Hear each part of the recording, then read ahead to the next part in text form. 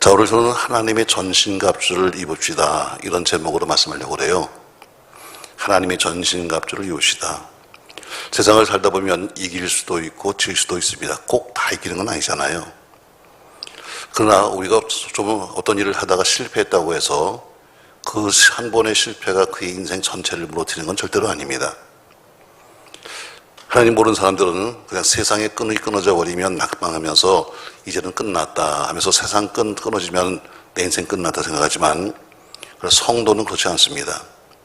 왜냐하면 우리 성도는 떨어져도 기회가 있고 아직까지 무한한 가능성이 있기 때문에 우리는 그렇게 그 주 안에서 큰 염려 없습니다. 왜냐하면 세상과 다르죠. 세상에는 세상 줄이 끊어지면 끝나는 거지만 우리는 하나님의 줄을 잡았기 때문에 끝나지 않습니다.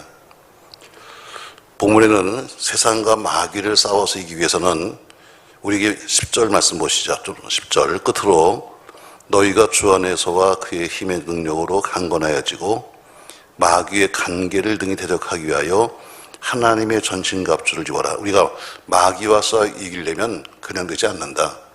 하나님의 전신갑주를 입어야만 마귀의 관계를 능히 대적할 수 있다, 이렇게 말씀하고 있습니다. 우리가 환난 많은 세상 속에서 어떻게 살 것이냐. 이제는 가을입니다. 가을도 늦가을에 들어가죠. 이제는 곧 겨울이 올 텐데 이제 모든 것이 열매를 마지막 다 거두고 마지막 열매를 점검할 때입니다. 또 이제 거둬들인 것을 가지고 다시 또 내년을 위해서 심어야 될 때입니다. 그냥 몽땅 다 먹어버리면 나중에 나올 게 아무것도 없잖아요.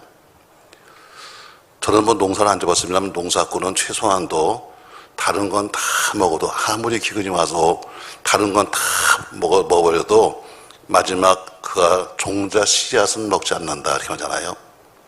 종자 씨앗을 먹어버리면 내년도 굶어 죽는 겁니다. 올 한 끼, 두 끼의 종자 씨앗을 먹어버리면 내년도 심을 게 없으니까요. 신앙생활도 마찬가지입니다. 신앙생활도 여러분과 제가 아무리 얻어도 신앙의 종자 씨앗만큼은 먹으면 안 되는 거예요. 그 종자 씨앗을 먹어버리면 그 당시는 달콤하고 좋은 것 같아도 나중에는 결코 심어놓은 게 없으니까 거둘 게 아무것도 없죠. 저는 여러분들 신방하면서도 그런 얘기를 했습니다. 우리가 지금 가을 되면 마지막 열매를 거둬야 한다. 인생도 마찬가지로 인생도 우리가 40, 50, 60, 70 넘어가면은 이제 인생의 마지막 우리가 결과, 열매를 거둬야 됩니다. 젊었을 때는 열심히 일하고 했지만 그러나 나이가 들면 들수록 우리가 어떻게 열매가 있어야죠. 또 그 열매를 상속하기도 하고 다시 열매를 다시 심어서 또 다시 후대가 먹을 수 있도록 만드는 것이 부모가 할 일이거든요. 우리가 다 먹어버리면 결국에는 후대가 먹을 게 아무것도 없습니다. 그래서 여러분 이번 가을을 또 늦가을에 여러분에게 많은 열매가 있기를 주의 이름으로 바랍니다. 아무리 수고가 일을 써서 밤을 새워서 일을 했어도 나중에 열매가 없으면 다 헛겁니다. 아무리 노력하고 아무리 별짓을 다 했다 할지라도 마지막에 결과가 없으면 헛거 아니겠어요? 신앙생활도 마찬가지입니다. 신앙생활도 우리가 별거 다 했다 할지라도 마지막에 신앙의 열매 없다면 결코 그거 아무런 쓸모없는 겁니다. 오늘 하나님 말 뭐라고 그래요? 마귀의 관계를 이기기 위해서는 네가 그냥 안 돼. 세상엔 다른 것으로 싸울 수 있지만 그러나 마귀의 관계는 하나님의 전신갑주를 입어라, 이렇게 말씀하고 있습니다. 자, 그럼 오늘 하나님이 전신갑주를 입자는 제목으로 말씀하면서 우리가 꼭 알아야 될 것이 몇 가지 있어요. 바로 마귀의 정체, 우리를 넘어뜨리는 마귀의 정체가 뭐냐. 다시 말해 우리의 적이 누군가를 정확히 알아야 합니다. 12절 말씀, 우리의 싸움은 혈과 육을 상대하는 것이 아니요 통치자들과 권세들과 이 어둠의 쌍수관들과 하늘에 있는 악의 영들을 상대함이라 해서 우리가 지금 싸워야 할 대상이 누구냐. 우리는 혈과 싸우는 것도 아니고 육과 싸우는 것도 아니다. 자, 우리 대한민국은 주적이 없어져 버렸어요. 과거에는 대한민국은 누구가 주적이냐 하면 공산당이 했어요. 우리는 절대로 이북이 주적이 아닙니다. 이북은 가장 동포예요. 다만 그들이 믿는 공산당이 우리의 주적이죠. 근데 언젠가부터 어떻게 정권이 바뀌다 보니까 이제는 주적이 없어요. 그냥 잘 먹고 잘 살고 같이 살자는 거지 우리가 누구와 싸울 것이는 적이 있어야 되는데 적이 없는 거예요. 신앙생활도 마찬가지로 정확하게 우리가 신앙생활하면서 싸워야 될 적이 누군가를 정확히 알아야 됩니다. 오늘 성경 말하잖아요. 우리의 대상은 혈과 육이 아니다. 이 세상의 어떤 그 혈과 위안이라 우리가 정확히 싸워야 될 것은 뭐냐면 사단 마귀와 싸워야 하는 영적 전쟁이다. 이렇게 말씀하고 있습니다. 자, 우리 인간의 대적은 여러 가지 뭐 사람들이 본다 할지라도 그렇게 많잖아요. 근데 인간의 대적들 되어보면은 항상 다툼을 일으키고 분쟁을 일으키고 환란을 주고 시험을 주는 그 뒤에는 뭐가 있냐면 항상 혈과 싸움이 아니니까 뒤에 숨어있는 마귀의 정체가 있다는 거죠. 다시 말해 가룟 유다에게 마귀가 들어가는 것처럼 베드로에게 사단이 들어가는 것처럼 바로 그렇게 뒤에서 분쟁을 만들고 다툼을 만들고 환란과 시험을 주는 것은 뒤에 마귀가 숨어 있다는 거죠. 자, 그럼 마귀가 뭐 하는 거냐? 그냥 우리가 항상 생각하기를 우리가 성경은 그래요. 사단도 있고 마귀도 있고 귀신도 있어요. 어쨌든 그냥 통틀어서 우리가 마귀, 뭐 사단 이렇게 말하는데 그 마귀는 도대체 뭘 하는 존재냐? 자, 에베소 4장 27절 말씀 보세요. 에베소 4장 27절 좀 찾아보세요, 여러분. 에베소 4장 27절 아주 중요한 말씀이에요, 여러분. 자, 4장 27절 같이 한번 읽습니다. 마귀에게 틈을 주지 말라. 자, 마귀에게 틈을 주지 말라 이렇게 말합니다. 옛날 성경에는 뭐라고 써있냐면 마귀에게 공격의 틈을 주지 말라 이렇게 썼습니다. 다시 말해 마귀는 뭐냐? 마귀는 틈을 노리는 존재다. 틈만 있으면 와서 역사하고 틈만 있으면 와서 우리를 방해하고 틈만 있으면 그러니까 결국 뭐 틈이 없어야 된다는 거죠. 여러분과 저는 늘 노출되어 있습니다. 사단의 공격이 노출되어 있기 때문에 우린 무장을 해야 되는데 그러니까 어떤 무장? 전신갑주를 입어야 한다. 왜 사단은 믿음이 굳세지 못하거나 시험에 들만한 사람을 찾아서 공격하는데 뭘 공격하냐면 그 사람의 벌어진 틈을 공격한다. 그래서 주님과 멀어진 성도 그 틈을 공격해서 주님과 끊어버리고 나태한 신앙생활 그것을 어때요? 그 틈에 들어가서 사람을 망가뜨리고 사람과의 관계를 어떻게 틈이 어려졌으면 그 틈에 들어가서 사람과 사람과를 이간질시키고 감사를 입서는 그 감사 못하는 그 틈에 들어가서 결국 신앙생활을 망가뜨리는 것 이것이 바로 사단이 하는 거예요. 사단은 뭐냐? 마귀는 틈을 노리는 존재다. 뭘 노린다고요? 틈. 아주 여러분 쉬운 얘기죠, 여러분. 자, 틈새가 벌어지면 건물도 마찬가지. 건물도 틈새가 벌어지면 물이 셀 수밖에 없는 거 아니겠어요? 하나님과 나 사이가 틈이 벌어져 버리면 그 벌어진 틈 사이로 뭐예요? 사단 마귀가 역사해요. 부부간에 틈이 벌어지면 그 사이 뭐 역사해요? 마귀가 역사해요. 목회자와 성도 간에 틈이 벌어지면 뭐가 역사해요? 마귀가 역사해요. 아주 당연한 겁니다. 뭐를 성경이 분명히 말씀하기를 마귀는 뭐냐? 마귀가 공격하지 못하게 틈을 주지 말아라 이렇게 말합니다. 마귀는 틈을 노리는 존재입니다. 여러분 아주 이건 명심해야 됩니다. 내가 왜 시험에 들까? 시험 들 수밖에 없는 것은 나와 그 틈이 벌어졌기 때문에 그 사이로 시험이 뜨는 거예요. 그러니까 그 틈 사이를 메꿔야 되는 거죠. 뭘로 메꾸느냐? 바로 우리가 그것이 벌어지는 것을 메꿀 수 있는 방법은 세상에는 본드가 있겠지만 그것이 아니라 우리가 뭐예요? 전신갑주를 밖에 입어가지고 그 틈을 갈려야 됩니다. 아니면 그 틈이 벌어진 사이로 오게 되는가? 마귀는 틈을 노리는 존재다 이렇게 말씀하고 있습니다. 마귀는 아주 잔인한 존재입니다. 사단이 혹은 마귀가 한 사람에게 들어갔을 때 때로는 그 사람을 통해서 역사하는 것이 얼마나 큰지 몰라요. 또 마귀가 한 나라의 역사할 때 잔인한 범죄들이 일어나죠. 그냥 아주 쉽게 그냥 우리가 우리나라의 6.25 자, 그 마귀가 역사한 그 6.25를 통해서 얼마나 많은 사람들이 여러분 우리가 죽었습니까? 그러니까 옛날에 저희 때만 해도 그냥 항상 학교에서 배운 게 맨날 공산당 배웠기 때문에 우리는 머릿속에 있는데 여기서 젊은 사람은 그런 게 없잖아요.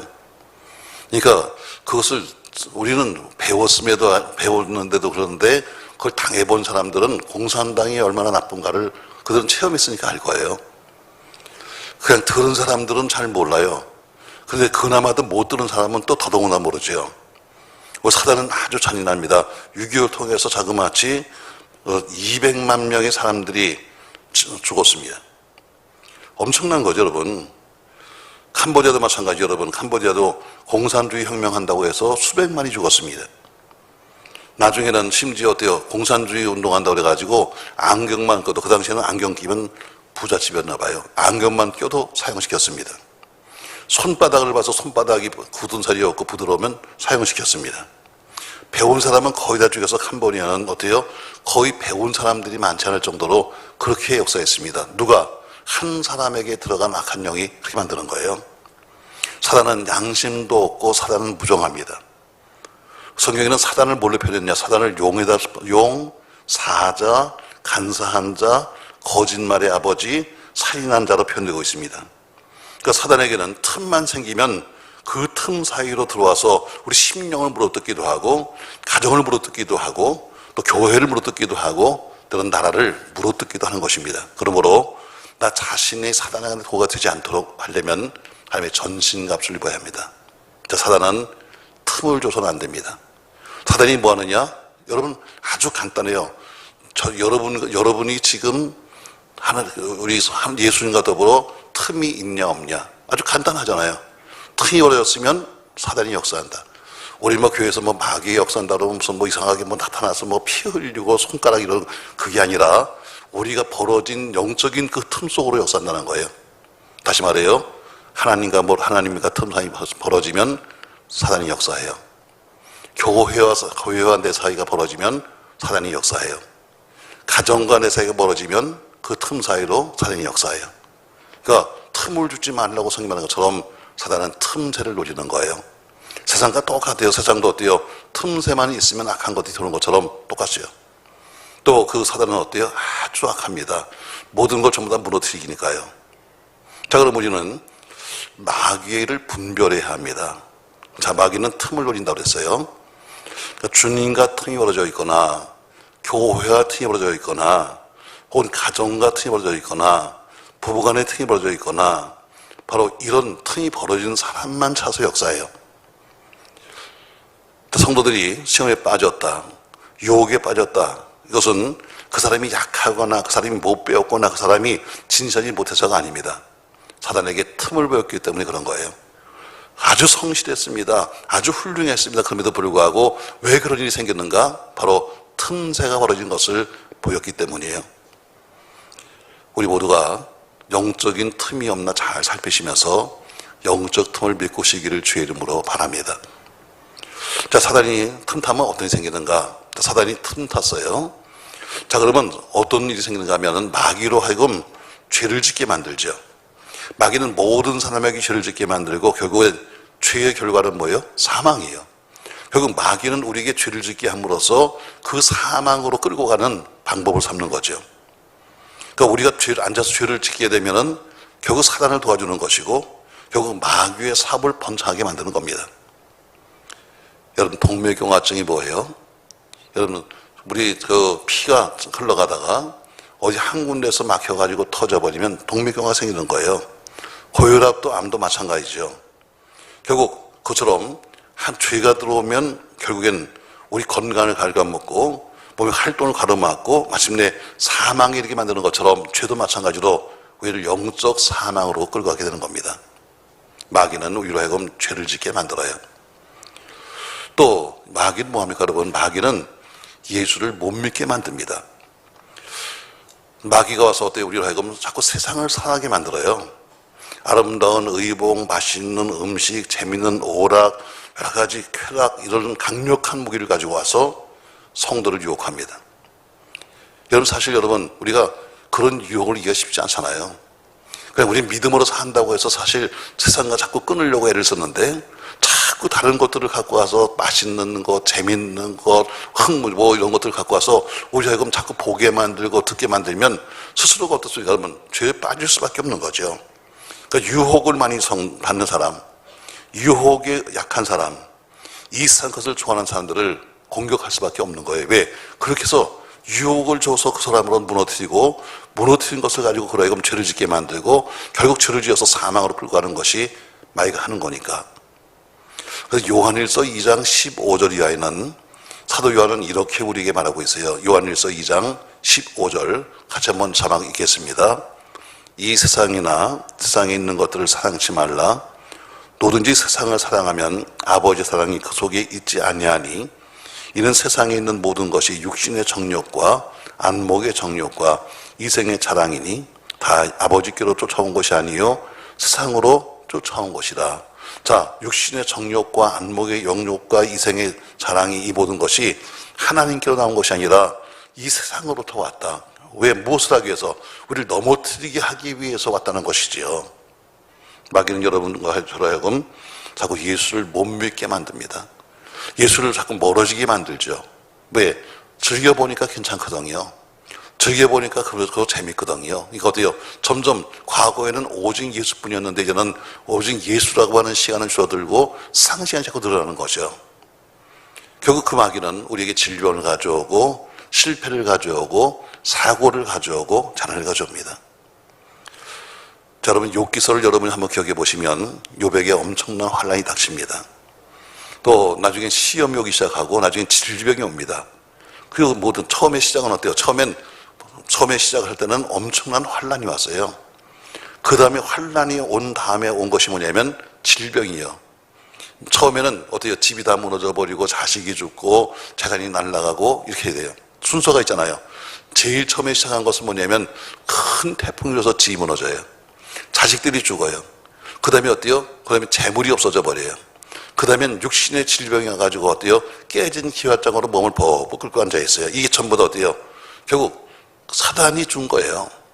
여러분 욥기서를 기억하시죠? 하루는 하나님께서 사단을 만나서 묻습니다. 야 사단아, 너 요새 어디 갔다 왔냐? 요새 잘 안 보이더라 했더니 예, 제가 세상 여기저기를 다녀왔습니다. 이렇게 말합니다. 여러분 사단이 심심풀이해서 놀러 가나요? 뭐 코로나 끝났다고 여러분이 놀러 다니나요? 그거 아니잖아요. 여러분 사단이 다니는 이유는 뭐냐면 시험 들 만한 사람을 찾아다니는 거예요. 사단은 지금도 여기를 헤매고 다녀요. 왜?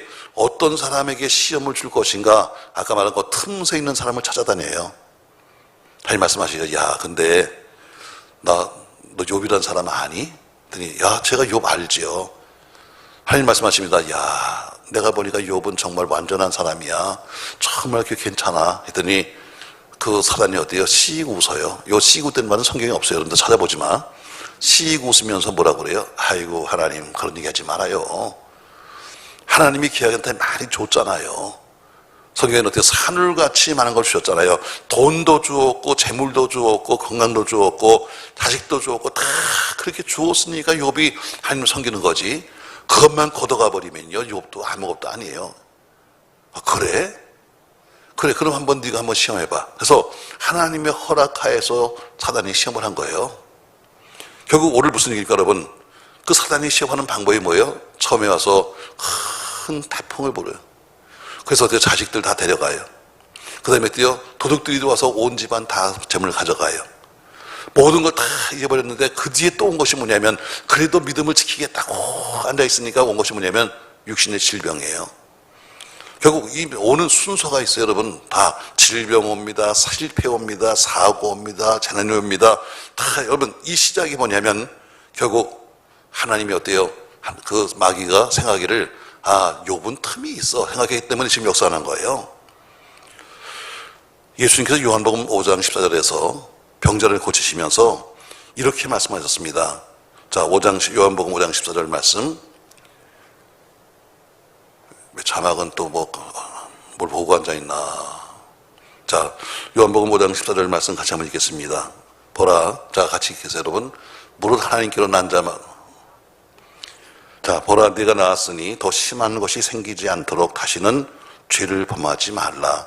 내가 이제 나았는데 더 심하게 되지 않도록 네가 죄를 범하지 마. 이 얘기는 네 모든 질병의 원인이 죄 때문이다. 이렇게 말씀하는 거예요. 물론 질병의 원인은 여러 가지가 있습니다. 그러나 그 중에 사단이 주는 것도 있다는 것이죠.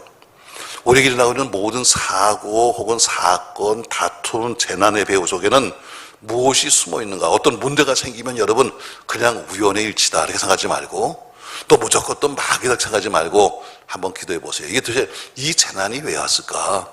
우리 집에 이 어려움이 왜 왔을까? 우리 자녀에게 일이 왜 생겼을까? 한 번 정도 우리가 좀 기도해 보면서 원인을 분석해 보자. 모두 다 말은 아닐지라도 그 속에는 악한 영의 역사가 있다는 것을 우리는 분명히 알아야 합니다. 오늘 사단은 와서 여러분과 저에게 역사하고 있어요. 어떡합니까 여러분? 오히려 하여금 자꾸 죄를 짓게 만들죠. 자꾸 세상으로 유혹해서 우리로 하여금 예수 못 믿게 만들죠.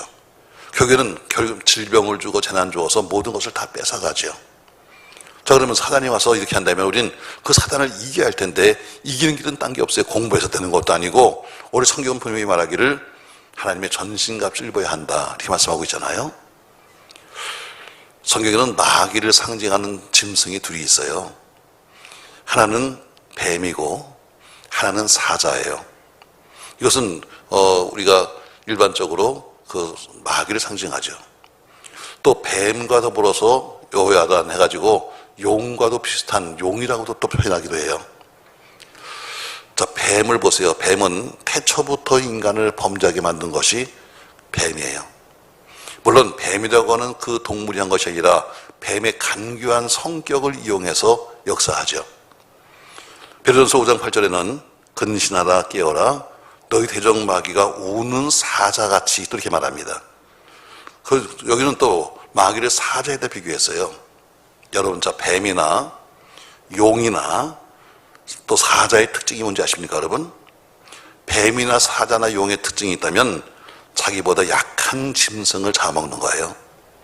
강한 것은 절대로 못 잡아먹어요. 모든 법칙이 있잖아요. 모든 것이 자기가 약한 것을 잡아먹는 것처럼 마귀도 마찬가지로 언제나 자기보다 약한 것들을 잡아먹어요. 자기보다 영적으로 강한 것은 못 건드려요. 자기보다 어때요? 내가 보기에 저거는 건드리면 넘어가 하고 약한 것들을 잡아먹죠. 저는 동물의 왕국을 보면서 영적인 생각을 많이 해요. 여러분, 이 자연이라는 것이 여러분 다 그냥 것이 아니라 이 자연이라는 것이 전부 다 여러분 성경의 원리에 의해서 움직이는 거예요. 제가 그저께 그런 얘기 하잖아요. 저는 뭐 이렇게 별로 감정이 막 풍부한 사람이 아니니까 그냥 평상시에 늘 바라보던 그냥 저 나무가 늘 그냥 나무는 그 색깔이었게 했는데 그저께 이렇게 창문을 탁 열다 보니까 단풍이 졌더라고. 단풍이. 뭐 여러분들 뭐 단풍놀이 간다고 그렇게 가지만 난 그런 거 별로 모르니까 느끼지 못하니까 그래서 딱 보는 순간에 얼마 전만 해도 저 나무가 파랬는데 며칠 사이에 빨개졌네. 이러면서 우리 인생이 지금 이렇게 가는 거구나. 우리 인생이 지금 무슨 파란색 같이 그렇게 폼 잡아도 얼마 가지 않아서 언제 하루아침에 여러분 변하는 게 하루아침이더라고요. 순식간에 색깔이 바뀌더라고. 인생도 마찬가지야. 우리 사는 인생도 마찬가지고 인생도 다 마찬가지인데 이제 가을이 되고 이제 곧 눈이 올 텐데 그러면 우린 뭘 남기지? 저 이파리 떨어지면 끝나. 근데 이파리가 여러분 존재하는 이유가 뭐예요, 여러분? 이파리가 존재하는 이유는 열매 때문에 존재하는 거예요. 열매 때문에. 열매를 보호하기 위해서 이파리가 필요한 거예요. 그 이파리가 어때요? 가서 태양을 가서 받아들여가지고 그 나무를 성장하게 만들기 위해서 이파리가 필요한 거예요. 우리는 어때요? 우리도 다 영적으로 보면 이제 나이 들고 영적으로 다 이파리가 떠지고 나면 정작 남을 것은 뭐냐면 열매밖에 없어요. 열매. 신앙의 열매, 삶의 열매, 믿음의 열매, 인생의 열매밖에 없는 거예요. 근데 과연 열매를 우리가 맺고 있나? 이파리만 보송해가지고 다니면서 있었는데 어느 날 순식간에 어느 날 아침 바뀐 걸 보면서 곧 저렇게 될 텐데 그럼 열매를 찾으실 텐데 열매가 있을까? 여러분 아주 심각한 생각을 하게 돼요. 맞습니다, 여러분. 마귀는 언제나 은밀하게 우리를 어때요? 노려보고 있어요. 언제든지 나보다 약해지기만 하면 잡아먹으려고 기다린 거예요. 뱀을 보세요. 뱀은 숨어 있어요. 그랬다가 순식간에 재빠르게 기습을 해요. 사자 보세요, 여러분. 빠른 속도로 뛰어가면서 잡아먹어요. 사단도 은밀하게 숨어 있어요. 지금 엄청난 힘을 가지고 지금 은밀하게 숨어 있어요. 여러분과 제가 틈새가 벌어지기를 기다리고 있는 거예요. 조금만 더 틈만 벌려라. 내가 곧 들어갈 테니까 하면서 기다리고 있어요. 그렇게 세상은 만만히 우리가 볼 거 아니에요. 신앙생활을 만만히 볼 거 아닙니다, 여러분. 자, 그러면 마귀를 어떻게 할 것이냐? 마귀를 이겨야죠. 근데 마귀를 이기는 힘이 어디서 났냐면 세 가지, 오직 믿음에서만 나와요. 예수님이 우리 구주시고 우리의 만왕의 왕이십니다. 예수님은 선한 목자시잖아요. 주님은 자기 백성들을 결코 잊어버리지 않으십니다. 우린 주님이 되신 양이에요. 양의 특징이 있다면 양은 전혀 전투력이 없어요. 양은 와서 짐승이 오면 죽는 거예요.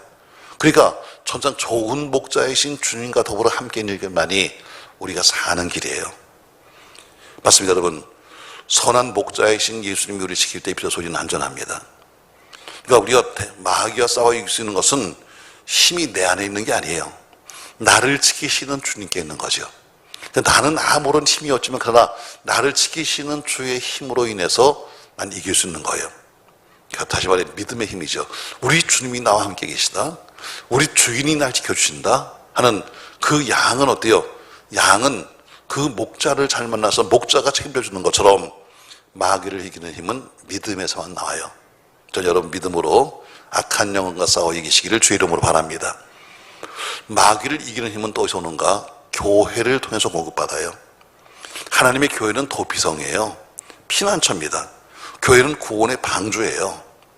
마태복음 10장 18절 말씀에서 예수님께서 베드로에게 말씀하시기를 내가 이 반석 위에 이 교회를 세우겠다. 음부의 권세가 이길 수 없다 이렇게 말씀했어요. 다시 말해 교회 사단은 이 교회의 사단의 권세는 교회라고 하는 이 교회를 이길 수가 없는 거예요. 왜? 내가 이 반석 위에 내 신앙 고백 위에 교회를 세운다. 이 교회는 음부의 권세가 이기지 못했기 때문에 우리가 교회를 통해서 영적 힘을 얻는 거예요. 왜? 교회는 그리스도의 몸입니다. 교회는 말씀의 집입니다. 교회는 십자가 보혈이 있는 곳입니다. 교회는 사단이 이길 수 없는 곳입니다. 교회는 사단이 이기고도 남을 수 있는 힘이 있는 곳입니다. 그러므로 교회를 사랑하고 교회를 가까이 하고 교회전 직분을 감사함으로 감당하는 사람들이 바로 마귀와 싸워서 이길 수 있는 것입니다. 세 번째, 마귀를 이길 수 있는 힘은 어디서 오는가? 말씀에서 오는 겁니다. 말씀에서. 히브리서 4장 14절 말씀에는 이렇게 우리에게 말씀하고 있죠. 히브리서 4장 14절 말씀. 자, 한번 같이 한번 읽겠습니다. 그러므로 우리에게 큰 대제사장이 계시니 하나님의 아들 곧 예수시라. 우리가 믿는 도리를 굳게 잡을지어다. 자, 우리 그 대제사장이신 예수가 우리와 함께 계시다. 또 성경은 여러분과 저에게 말하기를 성경 말씀은 살아있다. 운동력이 있다. 저희의 날선 어떤 것보다도 예리하다. 그래서 홍도, 영도, 또 관절과 골수도 찔러 쪼기까지 하며 마음과 생각과 뜻도 감찰하신다고 말씀했습니다. 결국 대상이신 하나님 예수 그리스도 그분의 말씀은 바로 성령의 검입니다. 그것도 양날달린 검입니다. 바로 말씀이 능력입니다. 예수님도 마귀가 와서 유혹했습니다. 그때 예수님도 40일 금식하고 와서 유혹하는 그 마귀를 모두가 말씀으로 이겼습니다. 마태복음 4장 4절 말씀에 기록되었으되 사람이 떡으로만 살 것이 아니요 하나님의 말씀, 입으로 나오는 모든 말씀으로 산다 한 것처럼 우리는 늘 말씀을 듣고 말씀을 읽고 말씀으로 무장해야 영적 전쟁에 승리할 때가 올 줄로 믿습니다. 오늘 우리 북한 선교를 하고 계시는 이상 목사님이 늘 그 단체에서 성경 보내기 하고 그러니까 우리에게 늘 문자가 옵니다. 거기 보면 원래 이런 간증이 왔더라고요. 북한에서는 성경을 갖고 있다는 자체는 곧 죽음입니다. 그래서 옛날에 남북이 갈라지면서 어떤 그 할머니가, 지금 이제 할머니죠. 그 당시에는 젊었었는데 그때 성경 한 권을 집안이 지금도 다 믿던 집안이고 그러니까 성경 한 권을 감춰놨답니다. 땅을 파고 감춰놨어요. 언젠가 우리 자식들이 언젠가 이 성경을 읽게 될 거야 하면서 감춰놨어요. 세월이 많이 갔잖아요. 세월이 많이 가면서 그래도 이북에서 혹은 저 중국으로 이렇게 다니는 사람들이 가끔 가서 복음을 듣고 오고 하고 지금도 지하교회들이 지금도 많이 생겼다고 합니다. 지하교회에서 생겨서 서로가 모여서 같이 예배도 하고 그러는데 다만 은밀하게 이제 하는 거죠. 벌리면 죽으니까. 근데 그때 젊었었던 그분이 이제 나이가 들어서 이게 좋아할 때쯤 돼가지고 아들 둘이 있는데 아들 둘에게 성경을 꺼냈다고 합니다. 얘야, 이게 성경이다. 아들들은 한 번도 못 본 겁니다. 이게 도대체 뭐 하는 책입니까? 이게 성경이다. 이 속에는 하나님 말씀이 들었는데 이 성경을 우린 집안 대대로 믿어왔다 하면서 그걸 줬다는 거예요. 줬는데 그 아들이 갖다가 고발을 해버렸대요. 엄마는 다 지금 마지막 지금 심종이 가까운데 아니 우리 오마니가 이런 걸 줬습니다. 그래서 그걸 갖다 써서 보냈더라고요. 사상은 참 무서운 거예요. 어머니가 마지막 죽으면서 그래도 우리가 집안에서 믿던 집안인데 하면서 묻어놨던 그 성경책을 써 주었는데 갖다 고발했던 아들. 참 세상은 좀 그런 거예요. 여러분, 마귀를 이길 수 있는 힘이 어디 있는가? 바로 우리가 말씀을 듣고 말씀을 읽고. 근데 그분이 하셨던 그 말씀, 그 간증 속에 하나가 뭐냐면 내가 이 성경책을 내가 묻어는 놨지만 내가 옛날에 많이 읽고 많이 외우고 내가 많이 알았더라면 내가 아이들한테 성경을 이렇게 주지 않더라도 내가 평상시에도 내가 말씀을 좀 했을 텐데 전혀 그것이 기억도 나지 않고 옛날에 거의 안 읽었으니까 여러분 성경 말씀은 읽으셔야 합니다. 옛날에는 성경을 암송했잖아요. 물론 암송하는 것도 굉장히 중요합니다. 근데 성경이 이제 자꾸 바뀌었으니까 성경이라는 단어보다는 자꾸 의미로 나가니까 성경을 안다는 것은 굉장히 큰 복이에요. 여러분이 죽으면 죽으리라 하는 책을 여러분 보셨을 거예요. 안희숙 여사님. 그분이 쓴 간증지의 원고예요. 자, 일정시대 때, 그가 일본에 있는 그 국회의사당 가서 큰 플랜카드를 갖다 던졌습니다. 일본은 이제 곧 망한다. 예수 믿고 천당 가라. 결국에는 잡혀가잖아요. 잡혀가서 그 감옥에 들어갔는데 감옥에 젊은 처녀가 들어갔으니까 가서 얼마나 많이 비방을 받았겠습니까? 근데 다른 건 다 참겠는데 그때 보면 간증에 다 참겠는데 얼마나 빈대벼르기가 많은지 그건 도저히 참을 수가 없더라는 거예요. 자, 그냥 버글버글 되는 그 빈대벼룩 속에서 말이죠. 기도해야 돼, 하나님. 저요, 제발 이 빈대벼룩 좀 없애게 되는데 빈대벼룩이 안 오더라는 거예요. 책 좀 사서 봐. 그분이 하시는 말씀이 뭔가? 그분이 그 속에서 내가 이 어려운 고난을 이겼을 방법은 뭐냐면 성경 말씀을 내가 알았기 때문이다. 왜? 거기 성경이 있나요? 찬송이 있나요? 아무것도 없잖아요. 근데 어때요? 내가 평상시에 읽었던 성경 말씀을 암송하고 평상시에 불렀던 찬송을 내가 가서 불렀기 때문에 살았지 아니면 난 죽었을 것이다. 이렇게 말합니다. 그래 여러분 세상 노래 보세요. 참 알긴 잘해도 세상 노래는 1절, 2절 유행가는 1절, 2절 부르고 또 간주에다가 3절까지 다 부르고 어때요? 또 재탄까지 해서 부르잖아. 여러분이 아는 찬송이 몇 개인가 한번 생각해 보세요. 내가 안 보고 부를 수 있는 찬송이 과연 몇 개나 되나 한번 생각해 보세요. 몇 개 없어요. 그렇게 매일 무슨 와서 찬송 한 곡씩 부른다고 하는데도 세상 노래는 그렇게 머릿속에 다 집어넣고 그냥 1절, 2절 부르면서 그러는데 찬송가 배운 사람은 거의 없어요. 여러분, 그러니 고난이 오면 우리가 뭘로 이겨요? 지금은 성경이 다 흔해 빠져요. 집집마다 몇 권씩 굴러다니고 있고, 여러분, 그런데 어때요? 나중에는 이 성경을 못 볼 때가 와요. 성경을 보고 싶어도 못 볼 때가 온다고요. 여러분, 그걸 뭘로 이길 거예요? 말씀을 보고 싶어도 못 보는데, 지금은 보라고 해도 안 보지만, 보고 싶어도 못 보고, 말씀을 배우고 싶어도 못 배우는 때가 오는데, 그때는 뭘로 이길 거예요? 왜? 말씀이 능력인데. 마귀를 이길 수 있는 힘은 말씀인데. 자, 오늘 말씀 다시 한번 보시죠. 여러분 12절 말씀 보세요. 자, 12절, 13절 말씀. 자, 같이 한번 읽겠습니다. 12절 같이 읽어요. 우리의 시험은 혈과 육을 상대하는 것이 아니요 통치자들과 권세들과 이 어둠의 주관자들과 하늘에 있는 악의 영들을 상대합니다. 그러므로 하나님의 전신갑주를 취하라. 이런 악한 날에 너희가 능히 대적하고 모든 일을 행한 후에 서기 위함이라. 아멘. 이어서 14절부터 17절까지 그러면 전신갑주가 뭐냐? 14절 말씀 같이 읽습니다. 그런즉 서서 진리로 너희 허리띠를 띠고 의의 호심경을 붙이고 평안의 복음에 준비한 것으로 신을 신고 모든 고디의 믿음의 방패를 가지고 이로써 능히 악한 자의 모든 불화살을 소멸하고 구원의 투구와 성령의 검 곧 하나님의 말씀을 가지라 했습니다. 지금 14절부터가 지금 전부 다 완전 부정하는 겁니다.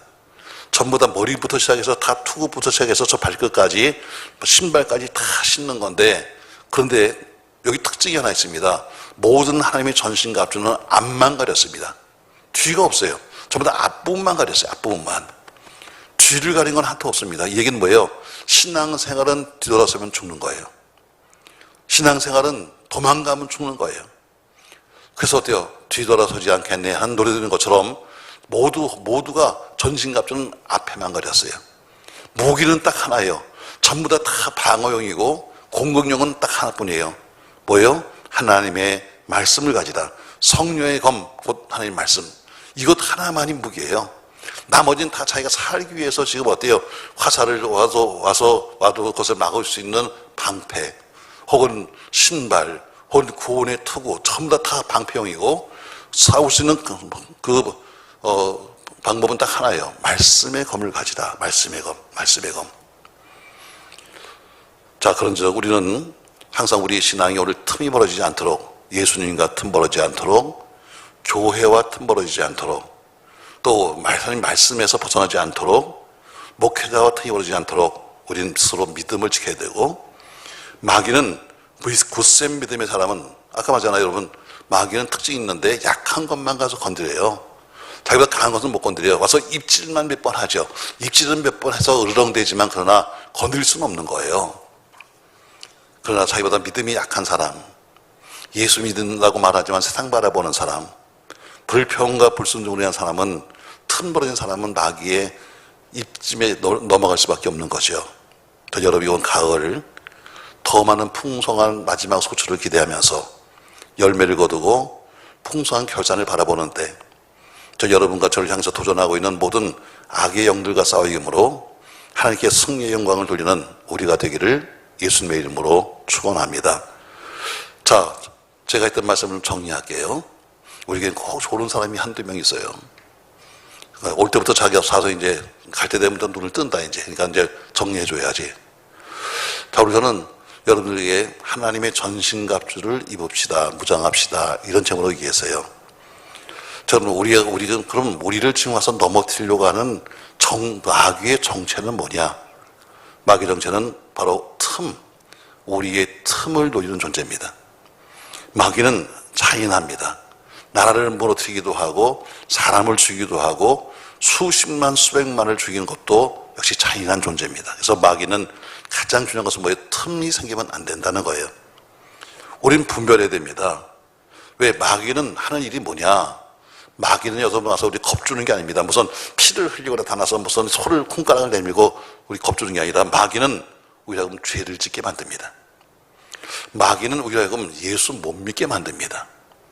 마귀는 결국에는 우리가 질병이나 실패나 사고나 재난을 가져옵니다. 분별해야 돼요. 지금 이것이 마귀가 하는 것이냐 아니냐. 무조건 또 마귀라고 맨날 마귀 하지 말고, 마귀가 하는 짓이 있어요. 그것이 마귀가 하는 거냐, 아니면 우연의 일치냐, 아니면 이것이 어떤 문제냐 하는 문제를 여러분 깨닫게 해서 분별해야 돼요. 여러분에게 늘 말하잖아요. 마지막 시대는 가장 중요한 은사는 뭐냐면 영분별이다.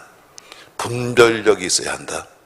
내가 이 음식 먹으면 몸에 좋아 안 좋아 하고 분별하는 것처럼, 내가 이 말씀을 들으면 살아주고, 내가 여기를 다니면 내가 좋은 거야 나쁜 거야 하면 분별력이 있어야 한다는 거죠. 어떻게 분별해요?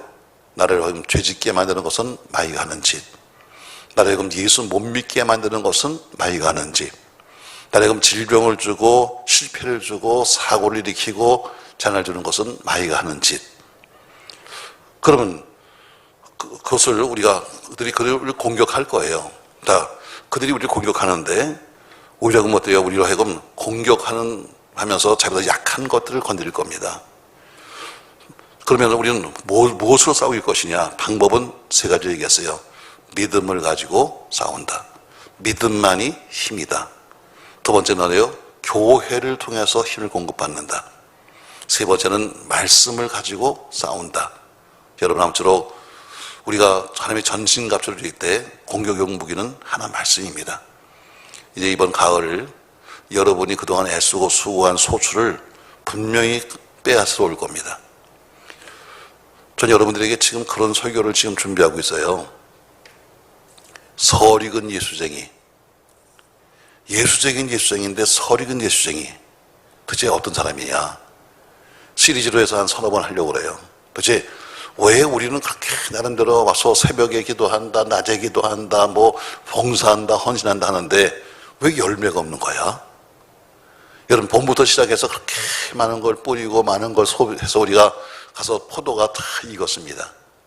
포도를 여러분 심어놓은 이유가 뭐예요? 열매를 먹겠다고 심어놓은 거예요. 근데 포도가 잘 익었는데 어떻게 갑자기 한재가 들어가지고 다 없어져 버리면, 여러분 그 무슨, 오늘 새벽 예배 때 했던 얘기 아닙니까 여러분? 여름에 눈이 와, 소소 때 비가 와. 그럼 뭐예요? 꽝이요. 그렇게 많은 것을 다 가서 주렁주렁 매달렸는데, 그래서 태풍 부니까 다 떨어지는 것처럼 왜 우리 인생도 마찬가지로 그렇게 열심히 수고하고 애쓰고 노력하고 밤잠 안 자고 일하고 아침밥도 굶어 가서 일했는데 왜 열매는 아무것도 없는 거야? 왜 한재가 드는 거야? 왜 뭔가 거둘만한 때가 되면 왜 도둑놈이 들어와서 다 뺏어가는 거야? 여러분, 학교에서도 말하잖아요. 말라교도 말하잖아요.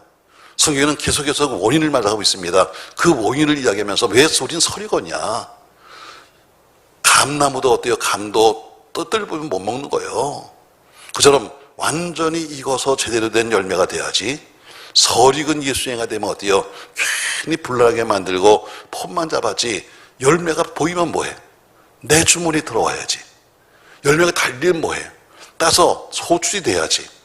자, 여러분, 그래서 그것을 참 안타깝게 생각해요. 그렇다고 여러분에게 대놓고 집사님은 이게 한재다, 뭐 이렇게 말하면 또 시험 들 거 아니야. 입에 또 대빨 넣어가지고 몇 나한테 그러나 할까봐 귀 있는 자는 들으라고 제가 그걸 준비하고 있어요.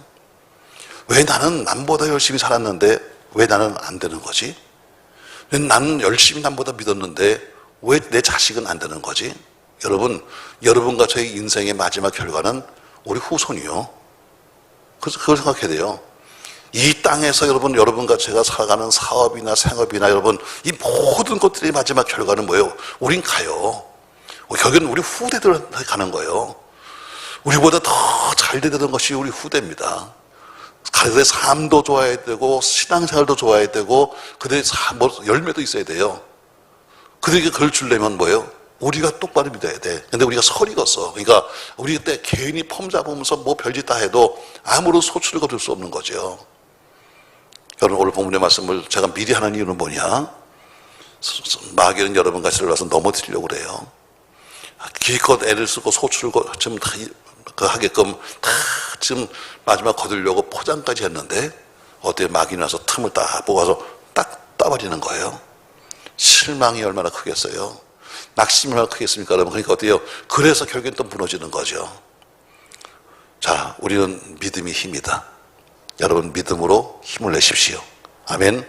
믿음 회복해야 합니다. 우리 한국교회는 이번 추수감사절 11월 21일인가요? 추수감사절을 가리켜서 뭐라고 했냐면은 일상 예배 회복의 날로 정했습니다.